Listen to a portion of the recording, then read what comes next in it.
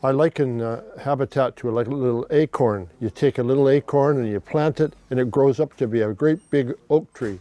And right now we're having oak trees all over the place. We have up till now we have over 40 families that own their own homes through Habitat, and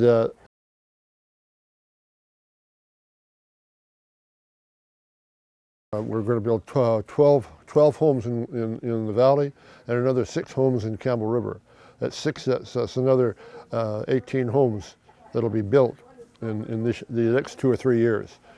It takes a while to build a home. It takes a little while with volunteers and stuff, but it gets done. Well, that's a small number according to the number of people that are needing homes, but you have to go one step at a time.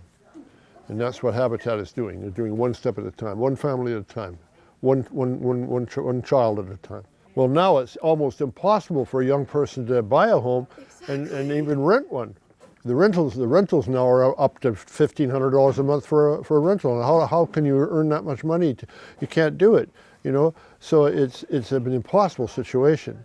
But we solve a little bit of the problem, but not the big part. But it's a very big part for the people that get involved. It's a huge part of their life, and that's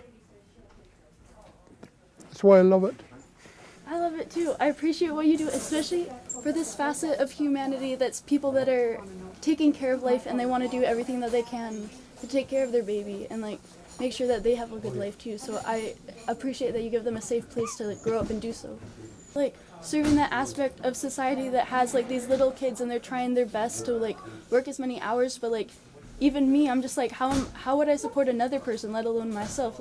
These women, they work so hard, and the fact that you guys take care of them in a way that not enough infrastructure is there for them to have support. So I'm grateful. Yes, it's a great opportunity for a young family, and although it takes a lot of work, a lot of effort, but a commitment for the person to become a homeowner, it's all worth it. It's all worth it because it changes their lives. The families have young kids, right? Yes. I think we have, I think on the last count, we got 40 families, but there's about 110 kids. And I look at it this way. I had a theme. We're building houses for kids. If the kid doesn't have a house, what happens? He lives on the street, or else he just has nowhere to go. And after a while, this becomes very difficult for a young person to be able to live properly. So with a home, he's got a place to go, friends to come in, and it's just a new way of living for the family. It's a totally different experience for families. They're so happy when they have a safe home. One lady I know, she says this all the time. She lived in a basement apartment, and all she had to cook on was a little cooker, and she had a little boy, and she had to work. And so it's very difficult. So she became a Habitat homeowner, and she's very a good speaker, and she's able to tell people what happened in her life and how things worked out for her.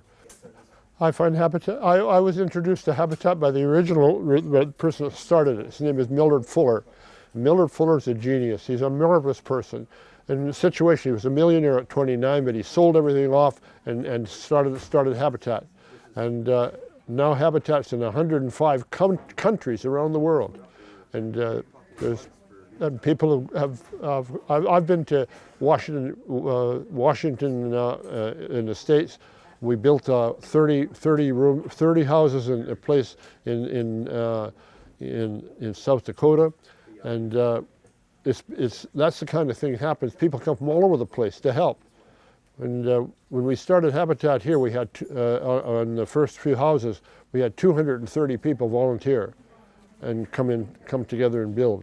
Now, when I first started Habitat, it was all volunteer people, but now it's grown into a big business. And so there's a lot of people that actually we hire people to work here. And so that's part of Habitat now is some people who are employed and are able to earn income. Especially with Erin, when she's trying to go to school and everything, I think the fact that I know everyone would work here almost all the time if they were able to get a wage for it, and I just think that the work you guys do is absolutely one of the most needed in everything. If you don't have a house, if you don't have a job, it creates purpose when you finally find that. a young lady who's got a young child, and she has to do her 500 hours sweat equity, 20% of her sweat equity can be done by her parents and friends and family. So therefore, there's an opportunity for people to get together and work together to a wonderful opportunity for a young person. And once they get their down payment, they have to pay a mortgage. But the mortgage is paid to Habitat, and it's a no interest mortgage, and it's paid according to the person's income.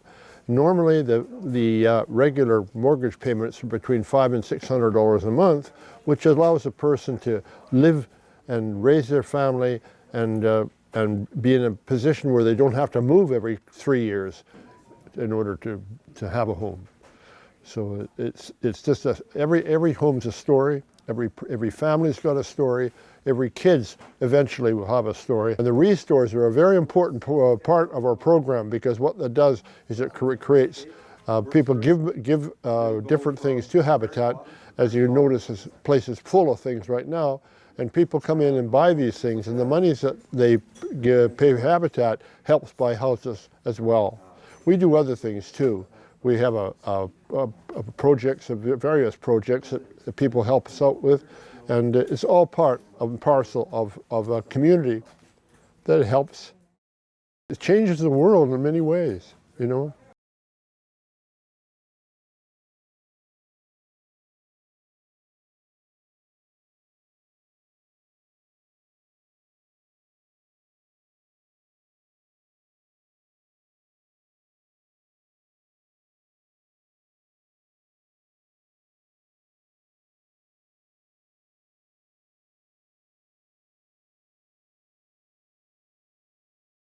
That's the first house we built, the first duplex, and they've been paid off. These people have paid their houses off and now own them completely.